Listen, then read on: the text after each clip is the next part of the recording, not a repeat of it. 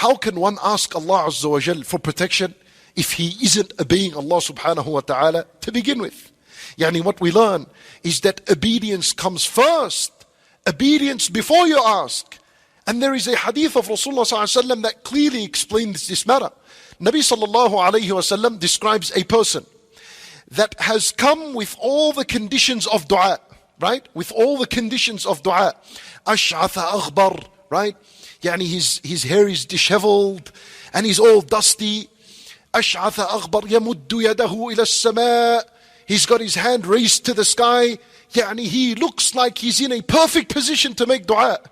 Humbled, dirty, disheveled hair, humiliated before Allah Azza wa Jal.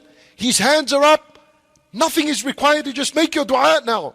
But then Rasulullah sallallahu alayhi wa sallam, he says that this man says, Ya Rabb, Ya Rabb.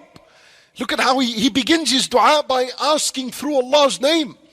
And he says it twice. Yani he's absolutely begging, he's in that state of making dua. But then the Nabi sallallahu alayhi wa sallam, he says, وَمَطْعَمُهُ haram. His source of food, what he eats and how he earns his wealth is haram. وَمَشْرَبُهُ haram. And his drink is haram. Yani in other words, he did not obey Allah in what he eats. And he did not obey Allah in what he drinks. وَمَلْبَسُهُ haram. And his clothing is haram. So in other words, he did not obey Allah in that which he wears. He's not obeying Allah. And he's making dua. Is it accepted? And Nabi sallallahu alayhi wa sallam said at the end of the hadith, poses a rhetorical question. فَأَنَّا يُسْتَجَابُ لِذَلِكَ. How can Allah answer such a person's dua? So in other words, when we say قُلْ أَعُوذُ بِرَبِّ النَّاسِ, we learn that before we're asking Allah to protect us, we are entering into His obedience by reading the surah because He commanded us to say قُلْ. So in other words, we need to learn this lesson, my brothers and sisters in Islam.